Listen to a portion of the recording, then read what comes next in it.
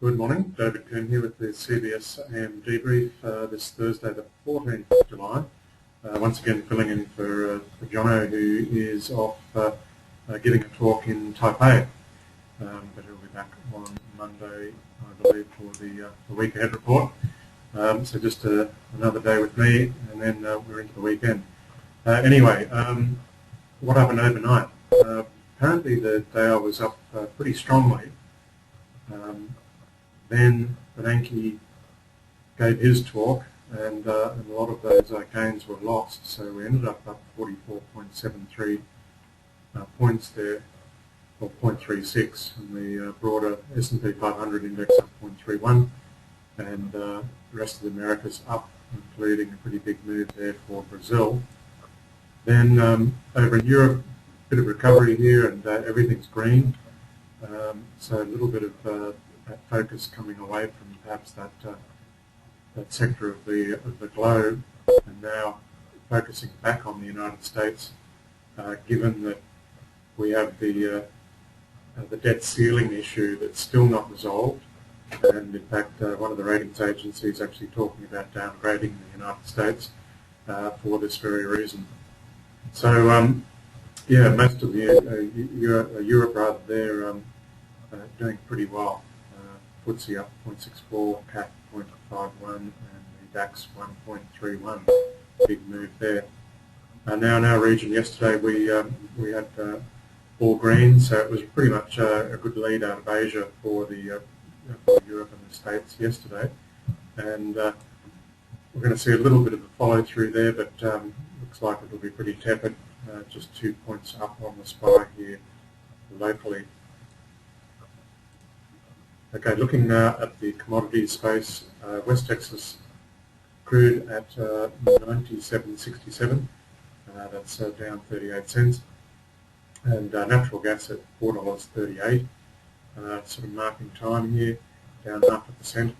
We really seem to be locked in this trading range at the moment, just consolidating, so really hopeful that we'll start seeing some movement there, because we're about a month into that warrant there, so we are losing a little bit of time.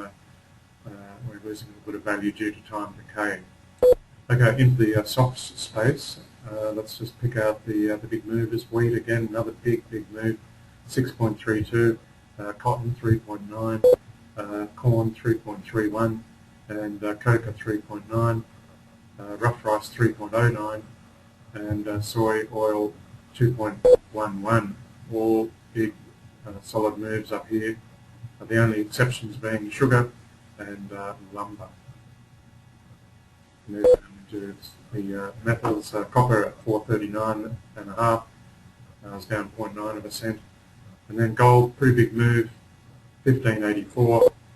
We've seen that now break out and make fresh new highs there, and then silver moving along very strongly behind. We're not actually getting the sort of 24-hour close figures here, but that was a much stronger move up than is suggested here.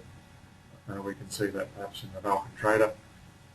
Then for our currency pairs, US dollar weakness did come through on the back of some of this talk about yet another quantitative easing package, or a different type of one that hasn't been put on the table before, perhaps causing weakness there. So euro buying 1.4303. The pound 1.6154, and the yen buying, so the US dollar buying just 0.788760 yen, 78.8760 yen. Slow down a little bit here. The Aussie buying 1.0757, and the CAD buying 95.85 CAD, and just 0.8114 Swiss francs. Okay, let's have a look at the calendar here. So we had, of course, those consumer confidence numbers coming in yesterday morning, down 8.3%. Really a pretty bad turn of confidence there, given what seems to be happening in the rest of the economy. This two-speed economy concept really does seem to be playing out in the sort of in the east coast, and I guess that's where most of the shoppers are. I don't know exactly what the reason is, but people aren't opening their wallets for a very good, unless they've got a very good reason. So you expect to see further sell-offs in some of the retail stocks, Myers and David Jones and Harvey Norman's and so on. Of course, we had the China GDP figures that came through at pretty much as expected, slightly better. So that was quite supportive yesterday. And then today we have the New Zealand GDP figures, Japanese machine tool orders, European July monthly report for the European Central Bank. And then we've got retail sales out of the States tonight at 10:30, and producer price index numbers. So some of those are fairly important. And then going into tomorrow, we've got a whole slew of other data, including CPI numbers and University of Michigan confidence figures there. So a fair bit of data to keep us on our toes. Just take a quick look at some of the stuff that's of note here. That's silver. I was quoted yesterday in Market Watch that I thought that gold probably wouldn't move too much further here, but silver had a fair bit of catching up to do, and it's certainly looking like that's happening here with silver. It's probably not quite right on the on gold there, because that too has leapt up, and as I mentioned earlier, is now making fresh new highs here, so we may see that want to move up and start to create a new trading range, and looking for 1600, not too far away, 1650, possibly not too long after that even.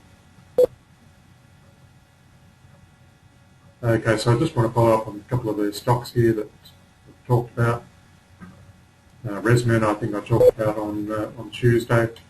That's putting in quite a good showing here. That was pretty much a value buying proposition where we had a descending wedge type of pattern down in here, and a level of support along the sort of horizontal level of support along the bottom there.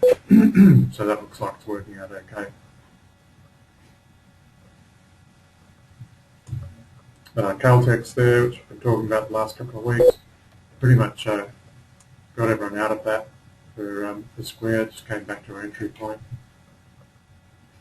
So we might have to wait to look at re-entering that perhaps.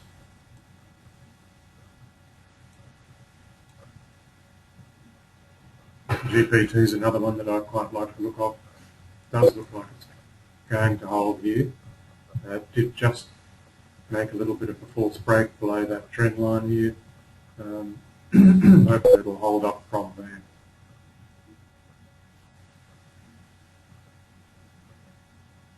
Not seeing anything more here that needs too much of an update on. So on that note, I will leave it there, and wish everyone a good day's trading, and enjoy the sunshine here while it lasts. I think we've got some weather coming in here with clouds and possibly some rain later on here in Sydney at least. So thanks as always. Bye for now.